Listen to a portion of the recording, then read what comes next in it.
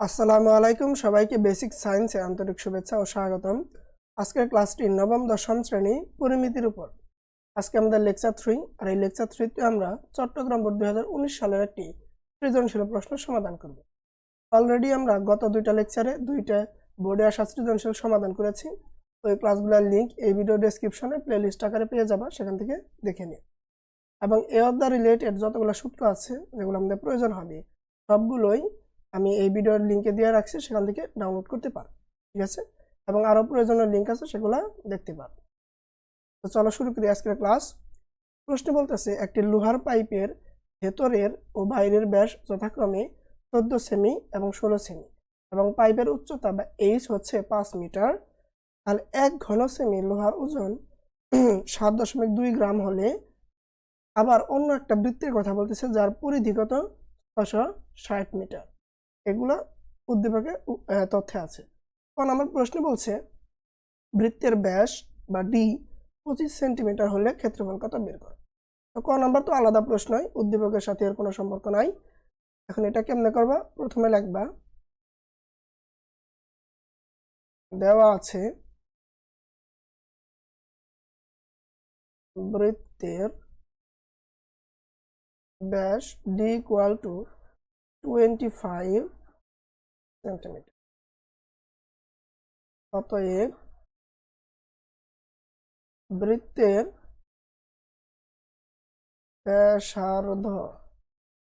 ব্যাসার্ধ আর এটা কত হবে, ব্যাসের অর্ধেক মানে d/2। এর মান কত 25, তাকে 2 দ্বারা ভাগ করলে কি আসে 12.5। ওকে, এখন লেখো অতএব বৃত্তের ক্ষেত্রফল ইকুয়াল টু সূত্র কি পাই আর স্কয়ার। আর তোমাদের যে সূত্রে পিডিএফটা দিয়েছি সেখানে কিন্তু এগুলো সবই আছে। ঠিক আছে, আচ্ছা ওই লিঙ্ক থেকে ডাউনলোড করে নিও। ওকে, এই যে সূত্রটা যেটা দিয়ে আমরা করতেছি এটা তোমার একটু দেখাই। এই যে বৃত্তের বৃত্তের ক্ষেত্রফল পাই আর স্কয়ার, তাহলে এটা ডাউনলোড করে নিলে সুবিধা হবে।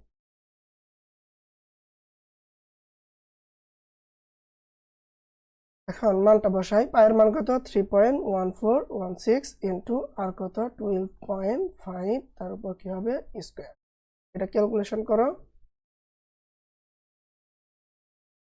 কত 3.1416 ইন্টু ব্র্যাকেট 12.5, তার পাওয়ার কি হবে 2। কত আসে 490.875 তাই না। ক্ষেত্রফলের একক কি বর্গ সেন্টিমিটার, সেন্টিমিটার ছিল তাহলে বর্গ সেন্টিমিটার। তাহলে ক নাম্বার একদম সহজ, বৃত্তের ব্যাস আছে, ব্যাসার্ধ বের করবো, সূত্রের মানটা বসাই দিয়ে ক্যালকুলেশন করবো। তাহলে এবার আমরা খ নাম্বারে যাই। প্রশ্ন বলছে ওই যে উদ্দীপকে বলছিল একটা বৃত্তের পরিধি 660 মিটার, ওইখান থেকে প্রশ্ন করছে উদ্দীপকের আলোকে বৃত্তের অন্তর্লিখিত বর্গের ক্ষেত্রফল নির্ণয় করো। তার মানে এই যে বৃত্ত যার পরিধি 660 মিটার, এটার ভেতরে একটা কি আছে অন্তর্লিখিত বর্গ আছে যার ক্ষেত্রফল লাগবে। আর বর্গের ক্ষেত্রফল সূত্র কি বাহু স্কয়ার বা এ স্কয়ার। তার মানে এই যে বর্গের বাহু, এই বাহু কত সেন্টিমিটার কত মিটার হবে এর দৈর্ঘ্যটা বের করতে হবে। ঠিক আছে, এটা কেমনে বের করবা দেখো, এই যে এখানে একটা কর্ণ লেখা আছে, এটা কি এই বৃত্তের ক্ষেত্রে এটা হচ্ছে বৃত্তের ব্যাস।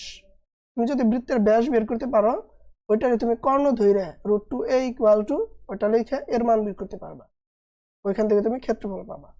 এখন তো ব্যাস বের করতে ডি লাগবে, আর ডি বের করতে তুমি কি করবা আর বের করবা কই থেকে, এই যে বৃত্তের পরিধি থেকে। ঠিক আছে, বুঝতে পারছো আশা করি, নিজেরাই পারবা। তারপরে যদি না পারো দেখো কি করবা, প্রথমে লিখবা দেওয়া আছে বৃত্তের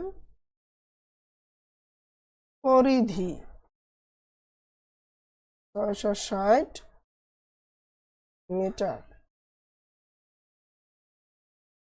ধরি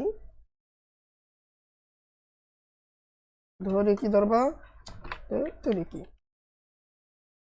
এটা একটু ধরে নি এ বি সি ডি বর্গটারে আমরা এবিসিডি ধরে নিলাম ধরি অন্তর্লিখিত লিখিত বর্গটি এ বি সি ডি এবং বৃত্তের ব্যাস আর আর বৃত্তের ব্যাস আর হলে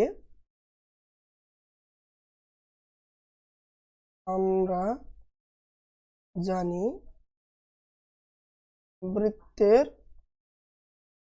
পরিধি কি হবে তাহলে বলো 2 পাই আর যেহেতু এখানে একক মিটারে আমরা এখানে মিটার ইউজ করব এত মিটার হবে তাহলে এখান থেকে তুমি লিখতে পারো না প্রশ্ন মতে এটা তো যে কোনো বৃত্তের পরিধি আর আমাদের বৃত্তের তো একটা পরিধি আছে 660 প্রশ্ন মতে এই দুইটা ইকুয়াল লেখা যাবে না 2 পাই আর ইকুয়াল টু 660 এখান থেকে তুমি আর বের করবা আর থেকে তুমি টি বের করবা ডিটাই এই বর্গের কর্ণ এখান থেকে আমরা বর্গের বাহু বের করব তাহলে আর রাইখা দিই তাহলে 2 পাই এখানে গুণাকার ছিল পক্ষান্তর করলে 660 কে কি করবে ভাগ করবে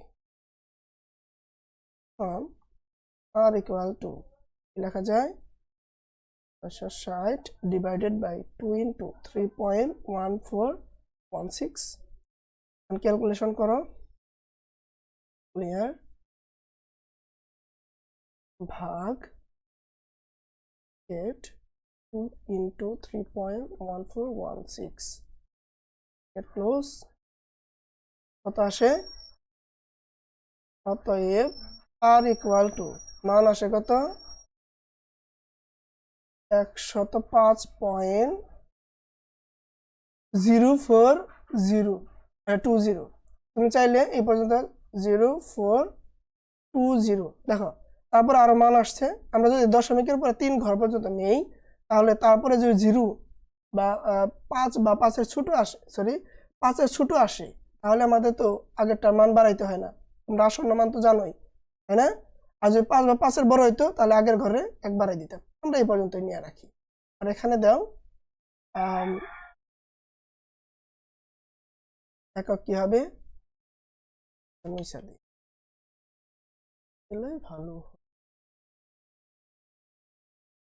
একক হবে আর এর একক কি ছিল মিটার আমাদের পরিধির একক মিটার ছিল তাই আর এর একক মিটার হবে আর এখানে লিখবা প্রায় বিকজ মান কিন্তু অনেক আসছিল দেখো এই যে দশমিকের পরে আসতে আছে পুরো মান কি নিছি আমরা নেই তো আচ্ছা আমরা নিছি 3 ঘর পর্যন্ত এই যে পর্যন্ত তারপরে 0 ছিল মানে 5 এর ছোট তাই আর বাড়াইতে হয় নাই আমি চাইলে আরো বেশি নিতে পারি ঠিক আছে আচ্ছা এখন আমি আর পাইছি এখান থেকে আমি কি বের করব বৃত্তের ব্যাসটা বের করব দেখো অতএব বৃত্তের ব্যাস সেটা কি হবে বৃত্তের ব্যাস হবে এই ব্যাসার্ধের 2 গুণ তাহলে d ইকুয়াল টু 2r এখন 2 ইন্টু আর এর মান কত 105.042 এটাকে 2 দ্বারা গুণ করি আমরা তাহলে ক্লিয়ার কত 2 ইন্টু 105.042 কত আসে 10.084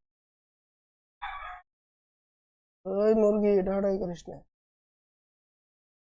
ওকে এখন আমি বৃত্তের ব্যাস পাইছি এখন আমি একটা শর্ত লিখবো আমরা জানি ওই যে অন্তর্লিখিত বর্গ ছিল এই যে চিত্রটা দেখো ওই যে অন্তর্লিখিত বর্গ এর কর্ণই হচ্ছে এই বৃত্তের আমরা জানি বৃত্তের ব্যাসই হচ্ছে মুরগিটাই তো ডিস্টার্ব করতেছে অন্তর্লিখিত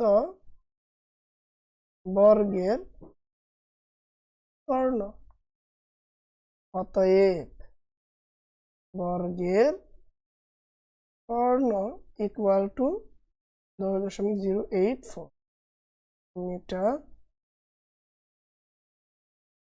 এখন দেখো কি লিখলাম, আমরা জানি বৃত্তের ব্যাসই হচ্ছে অন্তর্লিখিত বর্গের কর্ণ, তাহলে ডি ইকুয়াল টু বর্গের কর্ণ লেখা যাবে। আচ্ছা, এখন এখান থেকে তুমি আবার লিখবা, মনে করি বা ধরি, একবার শেষ দেওয়া যায় তবে একটু ডিটেলস করতেছি। মনে করি বর্গের বাহুর দৈর্ঘ্য এ, যেহেতু সব মিটার একক আছে তাই মিটার নিলাম, অতএব বর্গের কর্ণ ইকুয়াল টু √2a মিটার। আর বর্গের কর্ণ কি এই যে পাইছি না, বৃত্তের ব্যাস থেকে। এখন আবার লিখবো, কি লিখবো, প্রশ্ন মতে বা শর্ত মতে এটা কি, √2a ইকুয়াল টু কত, এই যে আমাদের বর্গের কর্ণ 210.084। এখান থেকে এবার আমরা কার মান বের করব, এর মান না, 210.084 ডিভাইডেড বাই √2। এটা করলে আমরা এর মান পাবো না, আর এর মানকে আমরা কি করে দেব, এর মানকে আমরা স্কয়ার করলেই ওই বর্গের ক্ষেত্রফল, অঙ্ক শেষ হয়ে যাবে। এবার আমরা ক্যালকুলেশনটা করে দেখি কি হয়, এর মান কত আসে। আমাদের উপরে আছে কত, 210.084 ডিভাইডেড বাই কত, √2, তাহলে কত আসলো, 148. আচ্ছা দেখো, আমরা যদি দশমিকের পরে আসন্ন মানটা নিয়ে নিই, দেখেন দশমিকের পর অনেক মান আসছে না, আমরা আসন্ন মান নিই। আমরা ধরো 4 ডিজিট পর্যন্ত নিলাম, তোমরা আশা করি দেখতে পারতেছো দশমিকের পরে 5518, তারপরে 2 আসছে। আমরা দশমিকের পরে 4 ঘর নিলে এই 5 নাম্বার ঘরে তাকাবো, যেখানে 2 আসছে। 2টা যেহেতু 5 বা 5-এর ছোট, তাই আমরা কি করব, 8 পর্যন্ত নিব। যদি এখানে 5 বা 5-এর বড় হইতো তাহলে 8কে আমরা 9 বানিয়ে দিতাম। ঠিক আছে, বুঝতে পারতেছো? তাহলে 5518 এটা লিখবা, 5518 একক কি হবে, মিটার। আর যেহেতু পুরা মান নিলা না, আসন্ন মান নিলা, তাহলে লিখবা প্রায়। কারণ এর মান পাইছো, এবার তুমি বর্গের ক্ষেত্রফলটা বের করো। অতএব বর্গের ক্ষেত্রফল ইকুয়াল টু a স্কয়ার বর্গ মিটার। কেন মিটার নিলাম, আমরা আগে ধরে নিছিলাম বর্গের বাহুর দৈর্ঘ্য a মিটার, ঠিক আছে, বা a একক ধরে নিলে ভালো হয়, সমস্যা নাই। এর মানে এবার বসাই দিই 148.5518, যেহেতু সবকিছু মিটারে ছিল তাই আমরা আগে ধরে নিয়েছিলাম বর্গ। এখন এটার আমরা বর্গ করি, তাহলে আমাদের অঙ্ক শেষ। তাহলে 148.5518 আর আমরা কি করব, স্কয়ার করব, স্কয়ার। তাহলে কি আসলো, 22067 দেখো এখানে আমরা আসন্ন মান নেই, আমরা যদি 4 ঘর পর্যন্ত নিতে চাই তাহলে তাকাবো, দেখো দশমিকের উপর 6372, তারপরে 8 আসছে। 8টা কি 5 বা 5-এর বড় না, তাহলে এবার 2কে আমরা কি করে দেব, 3 বানাই দিব, তারপর বাকি মান বাদ। তাহলে দশমিকের পরে 6373 হবে, 6373 মিটার, আর ব্র্যাকেটে লিখতে হবে প্রায়। তাহলে কি কি করলাম আমরা এখানে, আমরা প্রথমে আমাদের বৃত্তের পরিধি দেওয়া ছিল, ওইখান থেকে বৃত্তের ব্যাস আর বের করছি, আর থেকে বৃত্তের ব্যাস আর বের করছি, পরে বৃত্তের ব্যাস বের করছি ডি, এবং বৃত্তের ব্যাসটাই আমাদের অন্তর্লিখিত বর্গের কি কর্ণের সমান। ওই শর্ত মতে √2a ইকুয়াল টু আমরা বর্গের কর্ণ যেটা ব্যাস পাইছিলাম ওইটা লিখছি, ওইখান থেকে এ বের করে তাকে আমরা স্কয়ার করে দিছি, আমাদের অঙ্ক শেষ। একদম সহজ না? এবার আমরা ঘ নাম্বার প্রশ্নের সমাধান করি। প্রশ্নে আছে পাইপের লোহার ওজন কত বের করো। উদ্দীপকে কি কি ছিল, পাইপের ভেতরের ও বাইরের ব্যাস ছিল না, মানে ডির মান ছিল, ভেতরে এবং বাইরে ডি ছিল, এবং পাইপের উচ্চতা এইচ দেওয়া ছিল, এবং 1 ঘন সেমি লোহার ওজন দেওয়া ছিল। এখান থেকে ওই পাইপের লোহার ওজন কত? তাহলে পাইপটা কিরকম? আমরা একটা 3D অ্যানিমেশন দেখি। পাইপটা অনেকটা এরকম না, একটা খণ্ড পাইপ। তাহলে এটা কি সিলিন্ডার আকৃতি না? এখন তোমার কি করতে হবে? তোমার আয়তন বের করতে হবে দুইটা। কোনটা কোনটা? ধরো এটা হচ্ছে একটা পাইপ, এই যে ভেতরের ফাঁকা জায়গাটুকু, এটা কতটুকু জায়গা দখল করছে, মানে এটার আয়তন কত, এটা বের করতে হবে। আরেকবার কি, এই বাইরের আয়তনটা তোমার কি করতে হবে? বের করতে হবে। তারপরে এই বাইরের আয়তন থেকে এই ভেতরের আয়তনটুকু বাদ দিয়ে দিলেই আমাদের কার আয়তন বেরোবো?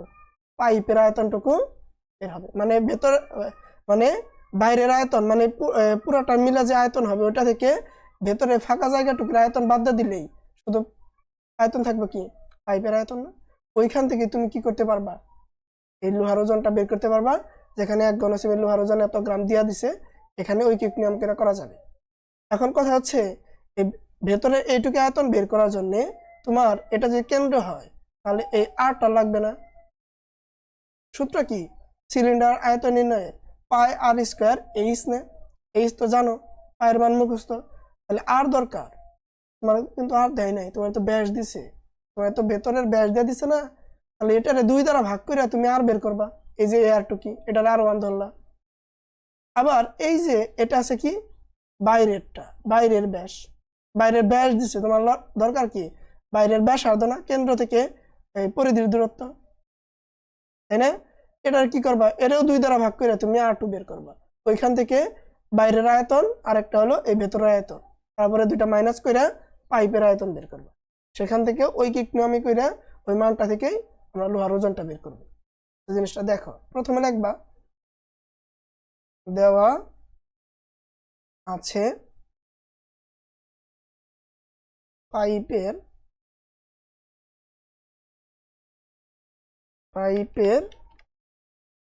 ভেতরের ও বাইরের ব্যাস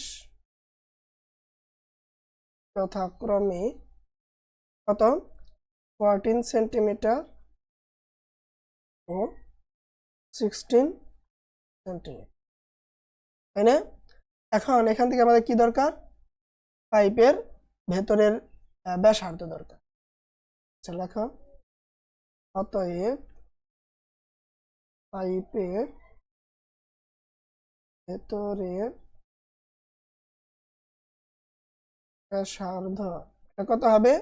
আমরা ব্যাসকে, মানে ভেতরের ব্যাসকে 2 দ্বারা ভাগ করে দিলেই কত পাবো? ব্যাসার্ধটা পেয়ে যান।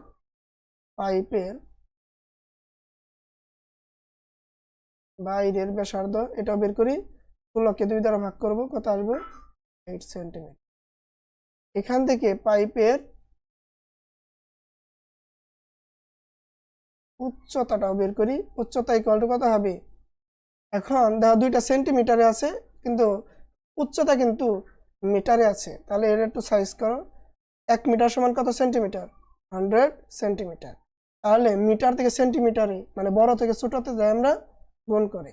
আচ্ছা, 100 গুণ করলে ওটা আর কি রইল না, মিটার রইল না, কত হইলো? 500 সেন্টিমিটার। এখন আমরা এই যে একবার বের করব ভেতরের আয়তন, আর একবার কি বাইরের আয়তন। তাহলে লেখো, অতএব পাইপের ভেতরের আয়তন, আচ্ছা ভেতরের আয়তন কি হবে? পাই আর স্কোয়ার এইচ। আর এর মান কত? আর এ 1 ধরলাম, এটা ভেতরে। তাহলে পাইপের বাইরের আয়তন কি হবে? এটা হবে পাই আর 2 স্কোয়ার এইচ। অতএব পাইপের আয়তন, পাইপের আয়তন কি হবে? বড়টা মানে যেটা R2 ধরলাম ওইটা ধরে আয়তন বের করছি, ওই আয়তনটা বাদ দিয়ে দিবা, মানে ওই আয়তন থেকে ছোটটার আয়তন বাদ দিবা। Pi R2 square is minus pi R1 square is. Okay, আচ্ছা এখানে কি একক কি হবে? আয়তনের একক হবে ঘন একক। এখন তুমি চাইলে এই দুইটা থেকে কমন নিতে পারো। কি কমন নিতে পারো? পাই আর এইচ কমন নিতে পারো। পাই আর এইচ কমন নিলে কি থাকবে? R2 square minus R1। ঠিক আছে, এখন পায়ের মান জানো তুমি 3.1416 ইন্টু এইচ কত? 500। আর R2 কত? R2 তুমি বের করছো কত? হচ্ছে 8। তাহলে 8 হবে স্কোয়ার মাইনাস R1 কত বের করছো? R1 বের করছো তুমি, R1 এই যে ব্যাসার্ধ এটা 7 স্কোয়ার। এখন মানগুলা বসাইয়ে ক্যালকুলেশন করলেই মান তো বসাইছি, এটা স্কোয়ার করো। 8 স্কোয়ার মানে কি? 8 8 64 আর 7 7 49। 3.1416 ইন্টু 500। আর এখানে মাইনাস করলে ক্যালকুলেশনে একবারে করে ফেলাও তাহলেও হবে, কিংবা 14 থেকে 9 গেলে কি 5 হাতের হলো 1, তাহলে কত থাকবে 1। আর এটা ক্যালকুলেটরে হিসাব কর, তাহলে 3.1416 ইন্টু 500 ইন্টু কত 50, তাহলে কত আসে? 23562 23562। আর একক কি ছিল? ঘন একক। আর এখানে এখানে হবে কি ঘন এককের জায়গায় যেহেতু মান বসাইছি সেন্টিমিটারে, তাহলে ঘন সেন্টিমিটার। ওকে, ঘন সেন্টিমিটার এখানে হবে ঘন সেন্টিমিটার। ওকে, এখন তুমি পাইপটা কত ঘন সেন্টিমিটার জানো? কারণ তোমার তো দেওয়া ছিল 1 ঘন সেন্টিমিটার মানে কত গ্রাম? 1 ঘন সেমি মানে 7.2 গ্রাম। তাহলে লেখো 1 ঘন সেন্টিমিটার মানে হচ্ছে 7.2 গ্রাম। তাহলে অতএব 23562 ঘন সেমি। একটু লোহার ওজনটা লেখে নাও, লোহার সাজায় রাখো সুন্দর করে। সেমি, লোহার ওজন কত? 7.2 গ্রাম। তাহলে তাহলে এত সেমি লোহার ওজন 7.2 ইন্টু কত হবে? 23562 গ্রাম। ওকে, তাহলে ক্যালকুলেটর লেখো ইন্টু 7.2, তাহলে কত আসে? 169.646.4 6646.4 গ্রাম। কারণ গ্রামরে তুমি এটা লিখে দিলে হবে, তুমি গ্রামরে কেজি বানাই দাও। আচ্ছা এখানে তো 10 নেই, মাথাটা আমার নষ্ট হইলো নাই, তখন তো কম আছিল, সরি কমাইনো কিছু লেখার দরকার নেই। আচ্ছা তাহলে এই মানটারে তুমি কি করো? 1000 দ্বারা ভাগ করে দাও, 169,646.4। এটা যদি 1000 দ্বারা ভাগ করো গ্রামটা কি হবে? কেজি। তাহলে ভাগটাও করে দেই, ডিভাইডেড বাই 1000, তাহলে কি আইলো? 169.646464। বোঝা গেল? তাহলে দেখো কি করবা, তুমি সিলিন্ডারের ব্যাস থেকে ব্যাসার্ধটা বের করবা। ব্যাসার্ধ বের করে কেন্দ্র ধরবা, এটারে কেন্দ্র ধরে R1 R2 ধরে তুমি পাইপের ভেতরের আয়তন এবং বাইরের আয়তন বের করে নিবা। তারপরে পাইপের আয়তন কি হবে, বাইরের আয়তন থেকে ভেতরের আয়তনটা বাদ দিলেই ওটা হচ্ছে আমাদের কি পাইপের আয়তনটুকু, এই যে এটা কি। তারপরে পাইপের আয়তন কত ঘন সেমি পাইলে ওইখানে ওই যে উদ্দীপকে 1 ঘন সেমি মানে কত ছিল, ওইটা থেকে ঐকিক নিয়মে আমাদের এত ঘন সেমি পাইপের ওজন কত হবে ওইটা বের করে দিবা। তবে গ্রামে আসছে মানটা, আর গ্রামকে কেজিতে নিতে ছোট থেকে বড়তে যাইতে ভাগ করে যায়, তাই না? 1000 দ্বারা ভাগ করছি, আমরা কেজি পেয়ে গেছি। এটা আমাদের অ্যান্সার, ঠিক আছে।